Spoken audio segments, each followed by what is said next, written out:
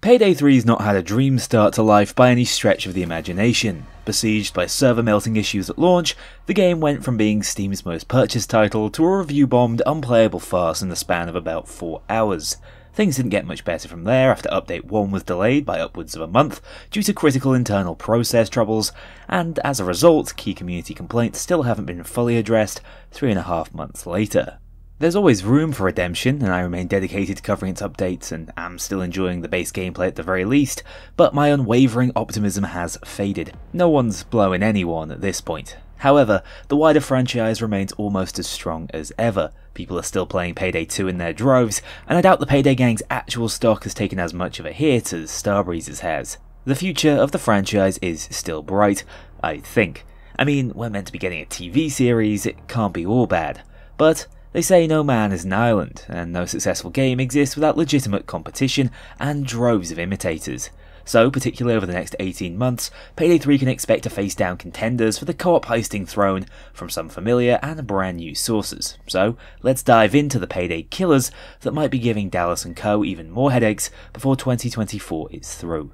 Unless you were living under a rock in December, you'll know the GTA 6 trailer leaked early, prompting Rockstar to just slap up the official thing, much to the unbridled joy of seemingly the entire gaming community, as that YouTube video has broken a whole host of records in the past month, sitting at over 166 million views as of this script being written.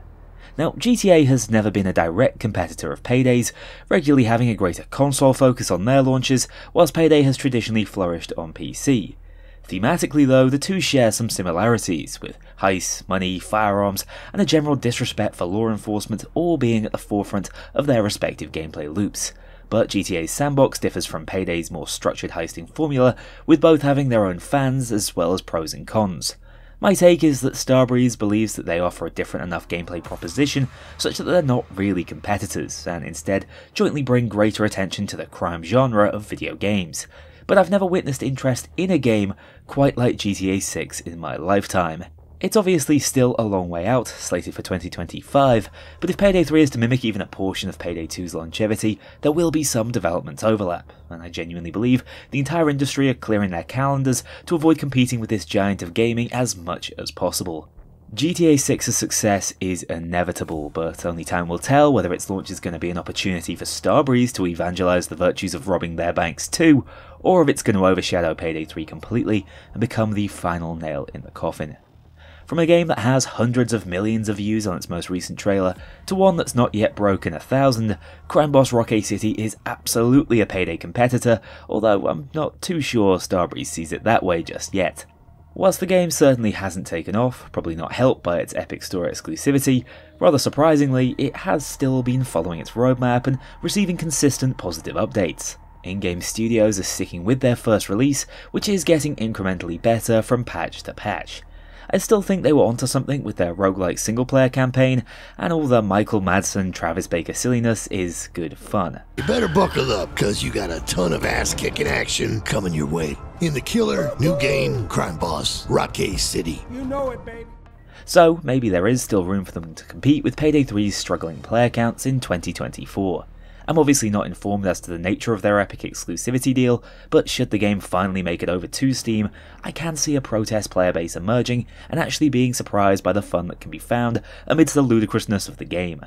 Whilst I will say good luck to the studio, I don't see Crime Boss ever being a Payday killer, more of a thorn in their side, which will hardly be appreciated after Payday 3's rough launch. However, whilst I don't see ex-board member Bo Anderson ever enacting his revenge upon Starbreeze via Crime Boss, in a twisted turn of fate, his much beloved by the community brother, Ulf, just might. As CEO of 10 Chambers, he and a wide-ranging team containing Overkill and Starbreeze alumni have been quietly working on a futuristic co-op heisting game to follow up on the critical success of GTFO. Announced at the Game Awards, Den of Wolves is a genuinely fascinating premise, which explains why Ulf reportedly viewed Payday 3 as a safe sequel in recent interviews. Den of Wolves, much like GTFO before it, appears to be anything but safe in concept, with an incredibly unique techno-futurist aesthetic and narrative, hyper-hardcore co-op elements that'll likely make it tough as nails, and an extremely unconventional marketing strategy. At the Game Awards, after showcasing an already confusing cinematic trailer, certain co-streamers were mock-hacked, taking them to an ARG-filled webpage.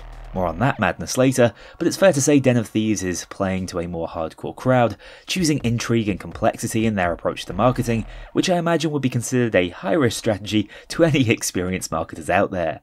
I've also noticed that they're not shy in mentioning their previous work on Payday the Heist and 2, suggesting they're going headlong into this launch as an outright competitor to Payday's heisting game Crown, instead of skirting around the subject. This is an interesting approach, as it appears to be going for the throat of Payday 3 by insinuating this is where the real Payday devs went after the collapse of Starbreeze.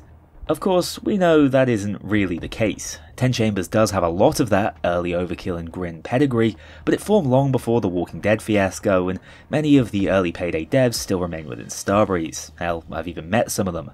So what I also think this is doing is piling on the pressure for Den of Wolves to succeed as a worthy successor to the franchise, especially up against the powerhouse that is Payday 2. We've seen this name-dropping strategy not work out the best for the likes of Back 4 Blood and the Callisto Protocol over just the past couple of years. Now, if you were as confused as I was by this initial marketing push, don't worry, I've done a full breakdown of what exactly Den of Wolves seems to be all about, and why Payday 3 might just have to up the ante themselves to compete with its insane premise. The high-level concept, as explained on their official website and Twitter, is that Midway City is an unregulated innovation zone backed by business entities with no human rights agencies to appease. As a result, businesses operating in this district are more than willing to hire enterprising criminals to sabotage their industry competition to assist in their rise to the top. This means players will be charged with planning and executing heists through industrial espionage, sabotage, theft, and assassination, all for the paycheck from whichever dystopian corporation offers the most cash. I don't think we should be expecting Bane's moral crusade against the US government, or the Payday gang's revenge tale against their wrongdoers for this one. All heists seem to be driven by a pure corporate greed that sets the stage for role-playing some serious bastards. Glancing at the initially confusing trailer, we get a little insight into the technically advanced world of Den of Wolves, through the eyes of who I assume to be the leading member of this criminal gang, Dallas from the future, undergoing a form of mind-probing investigation after being caught on a recent heist. This Mr. Bowman character, who looks to be a high-ranking company exec, is interrogating him both verbally and subconsciously with a truth-seeking machine, giving us momentary glimpses of the actual FPS gameplay we can expect, with gunfights against other humans and what appears to be robots on the cards. Drills and vaults are also confirmed, as we learn the gang was after a key to unlock someone, not something. My best guess is that the tech they were stealing pertained to unlocking some sort of extraordinary human potential, but we learn no more in this trailer, as somehow it looks like the tables have been turned, as now Mr. Bowman is the one in captivity, being seemingly Han Solo'd into this strange gag ball contraption, as the playable character is joined by his other 3 crewmates in the cell. Whilst it doesn't show all that much, and makes about as much sense as Payday 2's ARGs, this is honestly an awesome trailer for anyone with an interest in the heisting genre. Successfully introducing the high-level narrative, futuristic world-building, and the game's playable characters, all while showing mouth-watering glimpses of loud gameplay for those with a keen eye. Payday 3 desperately needed a hype-building narrative trailer like this one years ago, in my opinion. Outside of the obvious praiseworthy points, such as its stellar voice acting, immaculate visual presentation, and jarringly unique music, this trailer does a great job of setting up Den of Wolves as a clear Payday competitor. The parallels in gameplay and format are obvious. Introduces a 4-player FPS heisting game that takes place across separate heist sessions. The specific heist it showcases in brief memory flashes has this strange pseudo-Asian futurism to it, and the techno-mass of the Den's crew members seem to share this aesthetic. Just glancing at their appearance, it's tough to not see them as original Payday gang regens, with their individual personalities being conveyed by their attire, stances, and mask designs, with 3 male characters by the looks of it alongside 1 female. Overall, this trailer is very impressive. It has this air of insanity and intrigue around its tech that almost extends to body horror, meaning I'm hooked on the narrative and setting, but far from sold without much gameplay to go off. Further cementing their desire to make this a game announcement for only the most hardcore, they followed it up with an alternate reality game website that allows you to get a little more insight into the world and heists within it. Via a series of simple keyboard minigames, you can unlock different nodes on what appears to be a CrimeNet style map of Midway City, allowing you access to all sorts of teaser content, ranging from files required to go further in the ARG, to a video recording from a breached security cam, showcasing more elements of what the game has to offer. The minigames flow into each other, unlocking more nodes along the way and giving you access to audio and image files deepening the narrative, alongside what appears to be renders of models for things like the game's robot enemies and weapons, alongside more detailed scans of what looks to be the literal Den of Wolves and a heist map layout.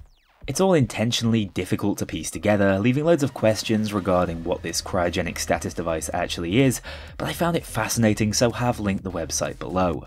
First of all, this kind of marketing is top tier, although I'm not sure how successful it is without a really large install base of interested players. Probably not the way I'd launch a new franchise, but it would have gone hard amongst the Payday community. Regardless, it's incredibly innovative, and I think does a great job at self-selecting those who might be interested in a game like this one, with its themes of corporate sabotage, hacking, and clear intention to tell a compelling story from day one. Unfortunately, there are a number of nodes that require multiple people to unlock, making it not the easiest puzzle to solve 1 month late to the party. Overall though, Den of Wolves is a game that you should keep on your radar, Payday fan or not. Once we've seen more of what the gameplay has to offer, I think it'll be easier to tell if this is going to be a Payday clone, or if it's going to take the genre in a brand new direction. I value the work Ulf Anderson has done in the past, and when flanked by the likes of Simon Viklund, taking on the reins of narrative director alongside a joint composer credit, with the likes of Jamie Christopherson, known for his work on Metal Gear Rising, for the soundtrack, I think there's a lot to be excited for if you are a heisting game fan. Currently we have no idea on when this game's going to release, but I'd expect to hear more over the next 12 months, as we know 10 Chambers aren't shy to release their games into early access. And that's it for Den of Wolves for now, although I plan to watch it closely over the next few months for any updates. It's evidently the most direct competition Payday is facing down for the time being, but should us fans of the franchise be concerned after Payday 3's less than stellar initial performance? My take is not really. I see competition in a space as wide open as the co-op FPS heisting genre to be a fairly universally good thing, and Den of Wolves appears to be differentiating to such an extent that it's unlikely that one game experience will replace the other directly. Personally, I see Payday thriving in an environment with greater bargaining power from the consumer. They'll be forced to be more price competitive with their DLC releases, more sensitive to public outcry when it comes to microtransaction practices, and so as the entrenched party in the space, I anticipate the adaptations they'll have to make in light of a more competitive market will be positive for us supporters of the game. Obviously, you have to question if that'll be sustainable, but much like how the Battle Royale genre grew over the past decade, incumbent franchises within a growing sector of the game community tend to do pretty nicely for themselves as wider interest grows, so I welcome as much variety and innovation as possible within the genre. However, it should also be a wake-up call for management at Starbreeze. On the horizon, there's even more reasons why Payday 3 needs to become more accessible, sort out its live service troubles, and be filled with enough content to feasibly compete. I still believe Payday 2 remains the gold standard for online heisting games.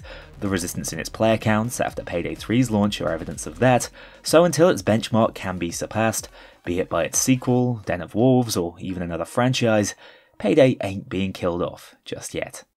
A huge thank you to my dedicated Patreon backers. If you want to join this crew in going infamous, check out the link below and pledge as little as $2 to see your name in the credits, or get 24-hour early access to future videos and vote on upcoming content. Take care, I'll see you all soon.